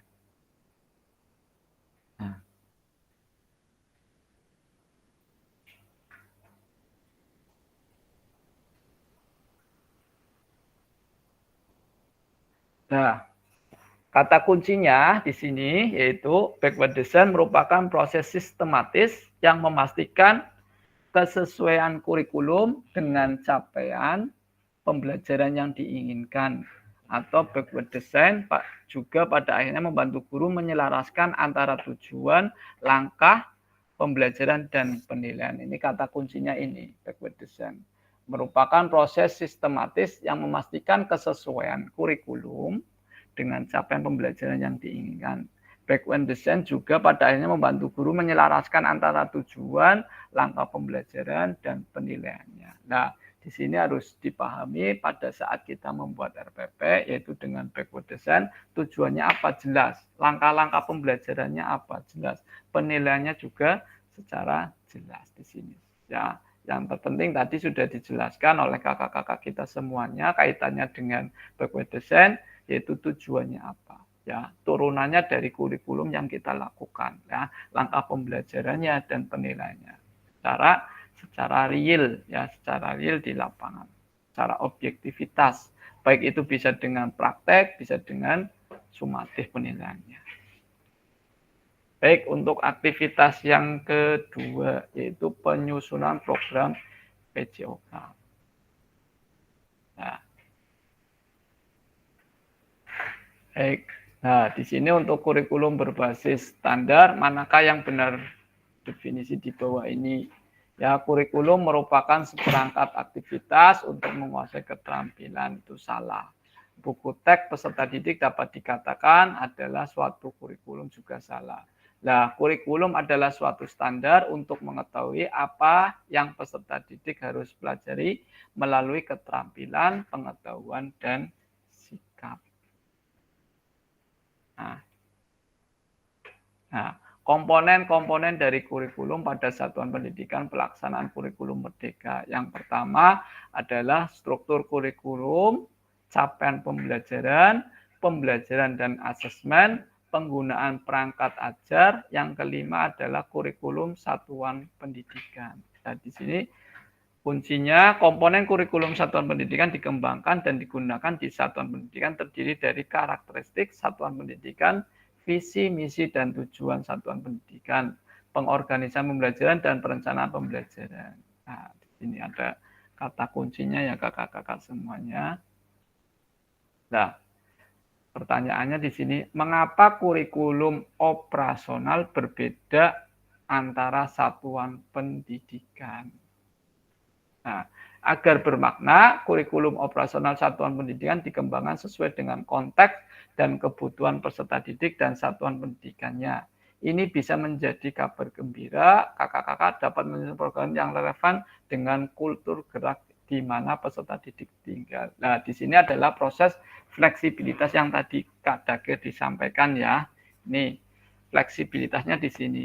Kurikulum besar, rele ada, dan turunannya disesuaikan dengan karakter kita, karakter sekolahan kita, kebudayaannya kita, lingkungannya kita. Sehingga di sini dikembalikan lagi kepada kakak-kakak semuanya untuk mengembangkan kurikulum sesuai dengan kebutuhan, sesuai dengan kemampuannya sekolahan. Berdasarkan apa tadi?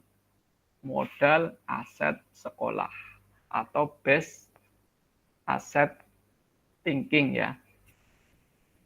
Ya, base asset thinking. Nah, ini. Mari berbagi cerita pada saat kakak-kakak menyusun kurikulum. Nah, monggo.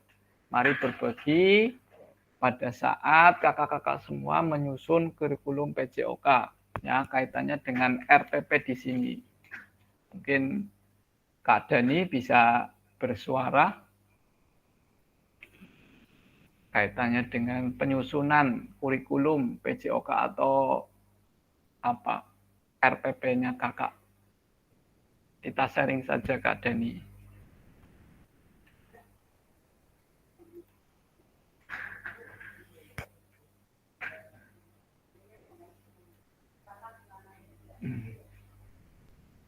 Ya, monggo Kak Dani. Gimana? Pak Sharing Irfan? aja, sharing aja bagaimana Berkaitan ya Kak Dani menyusun kurikulum PJOK.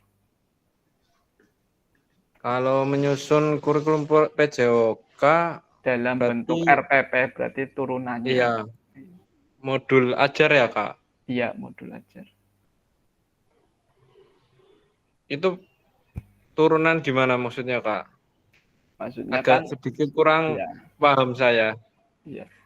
Kan kita masuk ke kurikulum ya, Kakak contohnya dalam permainan bola besar ya, permainan bola Iya. besar lah. Itu kan kultur anak-anak yang ada di kelasnya Kakak itu punya kemampuan yang baik lah, sehingga bagaimana kita bisa menyusun ya kurikulum materi bola besar itu dalam kelasnya Kakak, menyusun, memprogram. Nah, itu kan dibebankan sendiri sesuai dengan kekuatan aset yang ada di sekolahannya Kakak. Makanya dalam hal ini antara sekolahnya Kak Dani dengan sekolahnya Kak Novi itu kan pastinya ada perbedaan karakter kebudayaannya masing-masing. Sehingga dalam penyusunannya harus ya tentunya beda. Ya tentunya beda. Monggo Kakak. Baterai lowbat Kak. Tapi Oke. Ya. maaf. Ya, oke. Bentar lagi mati nih. Ya. 1%. Oke. Nah, tentunya dalam penyusunan kurikulum ya tadi sudah saya kasih kisi-kisinya atau sedikit kisi-kisinya bahwa dalam penyusunan kurikulum, penyusunan model itu harus disesuaikan dengan karakternya sekolahnya masing-masing. Seperti itu Kakak. Tentunya di sini pengalaman aja untuk sharing untuk kita semua. Monggo Kak Jafar atau Kak Dakir, monggo bersuara. Ya, siap Pak. Oke. Siap. Saya. Oke, monggo Kak Dakir. Oh Pengalamannya Kak Dakir pada saat menyusun kurikulum apa turunan dari kurikulum menjadi modul pembelajarannya. Monggo Kak Dakir. Ya, terima kasih Pak Fasil terkait dengan penyusunan kurikulum PJOK. Biasanya saya kerjasama dengan teman sejawat. Kebetulan di saya ada 3 guru mapel PJOK. Ya. Yang pertama kami berembuk dulu, terutama terkait dengan kita menganalisis kebutuhan siswa.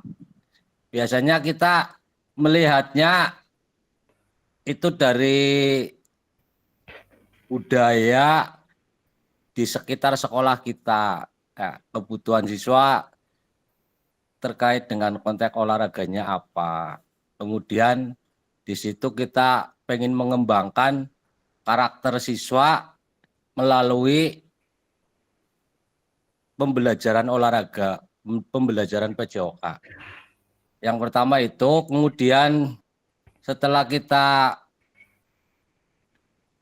menentukan kebutuhan siswa, kemudian kita coba terapkan tujuan pembelajaran kita, baik tujuan umum maupun tujuan secara khususnya.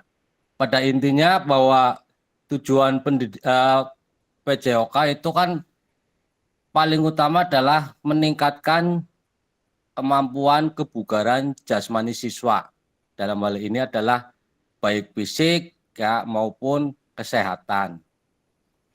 Kemudian yang berikutnya baru kita menentukan untuk metode pembelajaran yang tepat itu kira-kira apa. Saya kira itu Pak Fasil, paling terakhir baru penilaian dan evaluasi. Ya, Demikian Pak Fasil, mohon maaf bila jawabannya kurang memuaskan. Terima kasih. oke. Terima kasih Kak Dakir atas kesempatan menjawabnya. Saya simpulkan dari Kak Dakir ya, yang pertama yaitu kita harus mengetahui kebutuhan dari muridnya kita dulu. Yang kedua adalah tujuannya ya, baik itu secara umum atau secara khusus ya.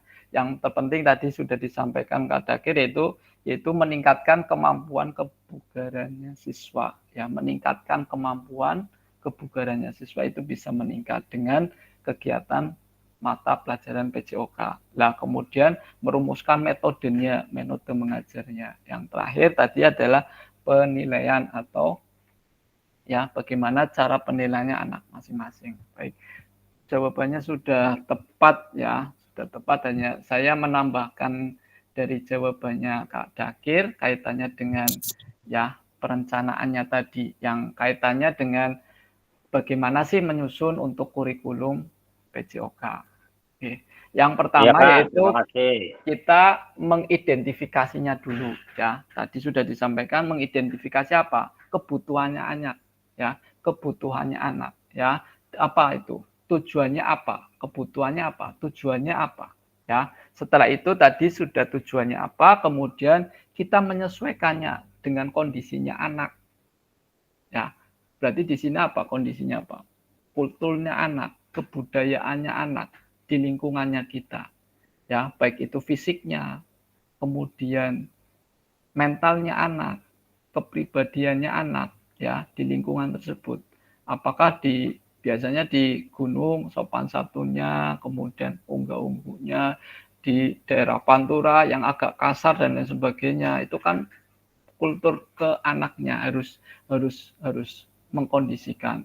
Kemudian fisiknya anak ya, fisiknya anak, kemampuannya anak. Nah, yang ketiga yaitu adalah merancang aktivitas yang bermakna. Nah, tadi metodenya ya, kita masuk ke metodenya. Merancang berarti metodenya pimen sih carane emen bisa berinteraksi, bisa menyenangkan, bisa bermakna setelah akhir dari pembelajaran, dan khususnya untuk apa? Endingnya supaya anak tadi sadar untuk melakukan aktivitas fisik ya. Dengan begitu tujuan yang tadi disampaikan Kak Dakir yaitu meningkatkan kebugaran siswa. Inti dari tujuan pembelajaran PJOK, kebugaran anak itu meningkat. Nah, dengan kebugaran anak itu meningkat apa? Anak itu tidak mudah mengalami kelelahan. Nah, tidak mengalami kelelahan yang berlebihan, sehingga keputusan kebugaran anak itu sangat baik.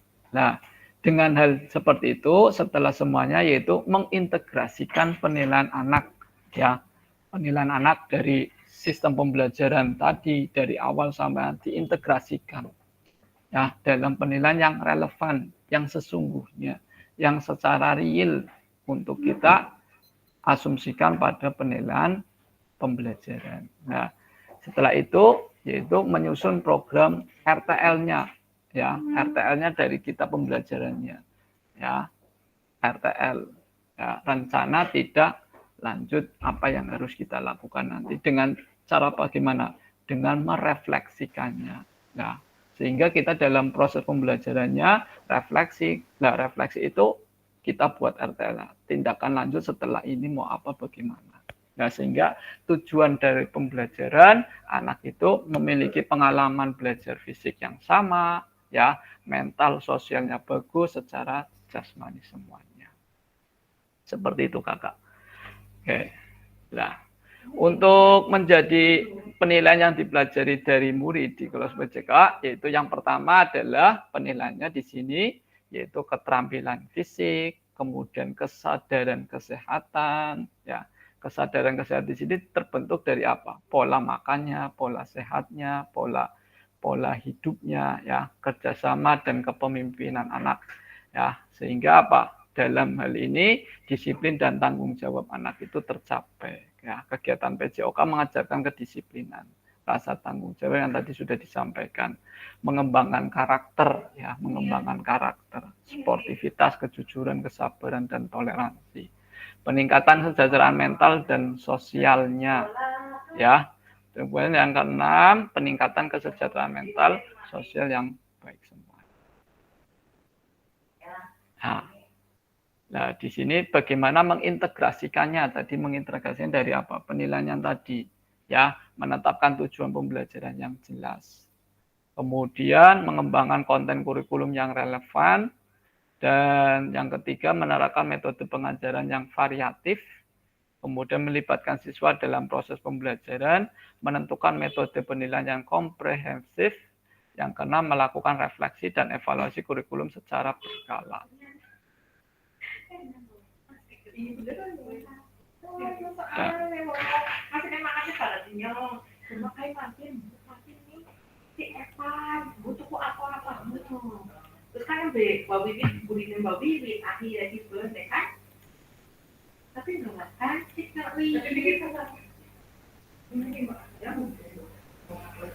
Oke, di sini ada 6 faktor yang mempengaruhi pengembangan program PJOK. Ya, ada 6 faktor. Yang pertama adalah kebutuhan dan karakteristik peserta didik. Yang kedua adalah konteks masyarakat. Kemudian yang ketiga adalah waktu, alokasi jam pelajaran, dan cakupan tahapan dan teknologi. Ya. Baik, untuk aktivitas yang ketiga, saya percepat aja. Ya, menurut Bapak atau kakak semua, kata kunci apa yang berulang kali kita telah bahas dalam mengembangkan kurikulum PJOK? Ya. Baik, kata kuncinya di sini yaitu kita membahas karakteristik kurikulum merdeka, yakni yang pertama adalah fokus pada materi yang esensial. Maksudnya apa? Muatan yang paling diperlukan untuk mengembangkan kompetensi dan karakter peserta didik. Yang kedua, pengembangan kompetensi dan karakter. Pengembangan kompetensi sosial, emosional, dan moral peserta didik. Yang ketiga, fleksibilitas pembelajaran. Kurikulum dapat disesuaikan dengan kebutuhan pengembangan kompetensi peserta didik, karakteristik satuan pendidikan, dan konteks lingkungan sosial budaya setempat. Nah, itu adalah beberapa karakter yang telah kita bahas kaitannya dengan Kumer, ya, yakni ada 3 itu. Nah, oke, kita lanjut aja diskusinya. Nah, di sini ada quote, ya, Ki Hajar Dewantara menggarisbawahi bahwa maksud pendidikan adalah menuntun segala kodrat yang ada pada anak-anak kita, agar mereka dapat mencapai keselamatan dan kebahagiaan yang setinggi-tingginya, baik sebagai manusia maupun sebagai anggota masyarakat. Oleh sebab itu, pendidik itu hanya dapat menuntun tumbuh atau hidupnya kekuatan kodrat yang ada pada anak-anak, agar dapat memperbaiki lakunya, bukan dasarnya hidup dan tumbuh kekuatan kodrat anak. Ya, ini dari sumber halaman 10 tahun 2002 dari Dewantara 1936. Oke. Baik, di sesi terakhir ini kakak-kakak mohon untuk volunteer, nggih, merefleksikan tatap maya yang ke-7 ini, ya. Peserta dapat memahami 3 karakteristik utama kurikulum merdeka, serta keterkaitan dengan prinsip pemikiran Ki Hajar Dewantara. Yang kedua, peserta mampu memahami pengembangan kurikulum PJOK. Yang ketiga, mampu memahami penyusunan program. Ini adalah aktivitas kita, ada 3. Monggo kakak-kakak bisa volunteer sebelum pembelajaran tatap maya ini berakhir. Mungkin 1 saja nggih kakak untuk volunteernya, karena ini sudah melebihi. Monggo. Volunteer satu volunteer saja untuk merefleksikannya. Monggo, Kanovin opo Kadakir niki?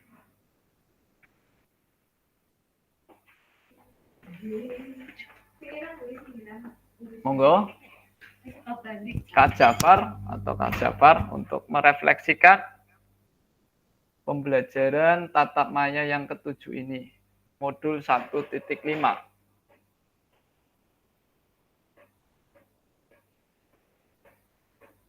Monggo Kak Novi, volunteer Kak Novi.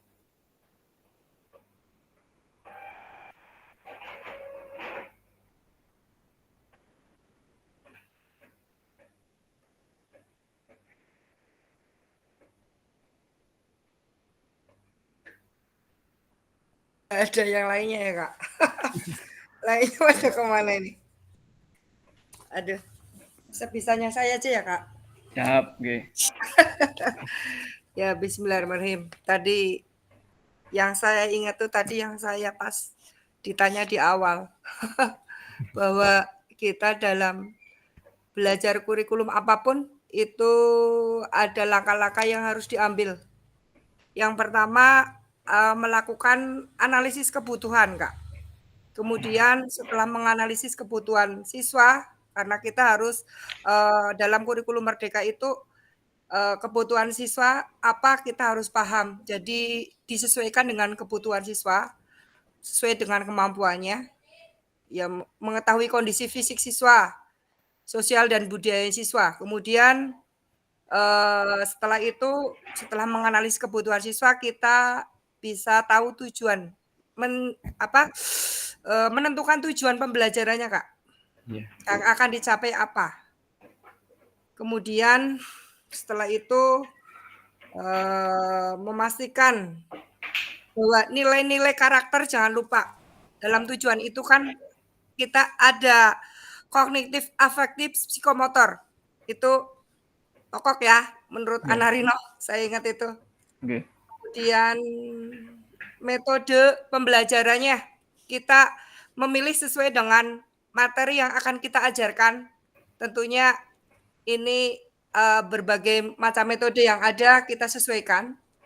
Kemudian penilaiannya Kak, dalam perancang pembelajaran kita diakhiri dengan harus ada penilaiannya, baik di asesmen awal, asesmen akhir, bahkan ada penilaian proses. Mungkin masih tetap sama ya Kak di kurikulum Merdeka. Kurikulum sama. Ya, kemudian kita juga dalam mendesain kurikulum PJOK atau perangkat ajar kita, rencana yang akan kita laksanakan apa, kita juga harus tahu sumber daya atau daya fasilitas yang ada. Fasilitas yang ada di sekolah kita tuh apa? Seperti yang sudah disampaikan oleh Kak tadi, apa saja yang kemungkinan bisa dikembangkan di situ. Materi-materinya mungkin bisa dirembuk dengan teman sejawat bagus. Saya juga biasa dengan Pak Azmi, saya kebetulan bareng dan Bu Like, kita tentukan ya apa untuk kelas 8 semester 1 apa, kelas 9 apa. Kemudian seorang guru PJOK tentunya di sini juga harus selalu harus selalu belajar. Karena ini salah satu dari sumber daya manusia ini juga harus ditingkatkan. Kemudian kita harus selalu melakukan umpan balik. Umpan balik ini penting setelah kita mengajar, bertanya kepada siswa mungkin bisa lebih arah. Di akhir ya lebih bebas lagi mungkin anak di kertas bagaimana evaluasi tentang kita mengajar atau refleksi di akhir kegiatan pembelajaran kita itu bagaimana siswa ditanya kalian tadi belajar misalnya senam lantai direfleksikan apakah anak juga bisa mengetahui bisa menjelaskan tentang kesalahan atau kesalahan dan lain sebagainya. Itu Kak dari saya, mohon maaf kalau banyak kesalahan. Terima kasih. Oke, terima kasih Kak Novi atas refleksinya. Memang betul sekali bahwa dalam proses pembelajaran kita harus selalu berpusat pada anak, mengedepankan kepentingannya anak-anak semuanya sesuai dengan voice, choice, dan ownership-nya anak, sehingga dalam proses pembelajarannya kita selalu mengedepankan anak, baik dalam perencanaan pembelajaran anak, dan kita harus mengetahui integrasinya dengan anaknya atau lingkungannya, ya, lingkungannya semuanya. Terima kasih untuk kakak-kakak semuanya kaitannya dengan pembelajaran hari ini yang cukup baik, ya, cukup baik. Semoga nanti ke depannya kita nanti dalam proses pembelajarannya akan lebih baik lagi. Oke. Terima kasih kakak-kakak semuanya. Mungkin di akhir dari ini sebelum kita tutup dengan foto bersama, kita tutup dengan berdoa, membacakan hamdalah. Alhamdulillahirabbil alamin. Terima kasih untuk kakak-kakak bisa on cam untuk bisa berfoto bersama di sesi terakhir ini. Ya. Kak Ebet ini. Kenal kia orang ya. Kalau Mas Agus siap. Oke. Monggo untuk kakak-kakak. Foto pada nongol. Melu foto lu ya. Foto pada nongol. Biasa Kang Zakir. Siap. Monggo Kak Suci untuk bisa on cam. Ya, Kak Jafar ini out ya. Keluar ya, live ya. Kataku mana ini? Sudah pakai HP apa masih pakai laptop? Suaranya di mana? Masih Kak. Suci Haji, mana mukanya? Mukanya Kak Suciaji. Oke, terima kasih.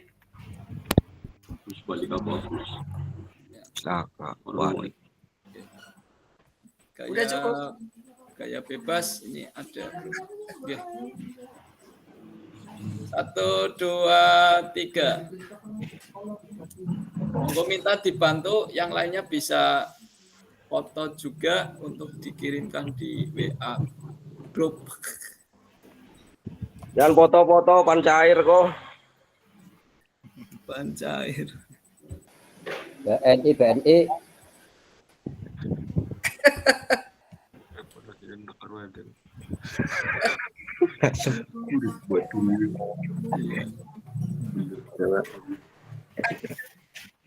Monggo, satu lagi. Bisa dikirim ya. Fotonya salah Ini kataku belum on cam ini ya. Oke. Batui. Halo. Terima kasih Kak Sofi semuanya. 1, 2, 3. Baik. Terima kasih kakak-kakak semuanya yang pada siang hari ini bisa sampai dengan selesai. Untuk tugas kakak-kakak, kami mohon untuk due-date-nya yang tanggal berapa ini ya? Yang tanggal 15 ya? 15. 1.5 refleksi untuk bisa segera dikerjakan. Dan bagi yang belum membuat video pembelajaran, saya ingatkan kembali kaitannya dengan pembelajaran yang akan kita observasi nanti pada saat luring. Waktunya 30 menit ya, 30 menit tanpa editan. Oke, siap. Kak Sudi, semangat Kak Sudi. Nilai di rumah ini, nilai pada di rumah. Perasaan pinjari 1:30. Sabtu libur, 5 hari kerja Pak Pasir. Jangan dewekan Mbak dengan SMA.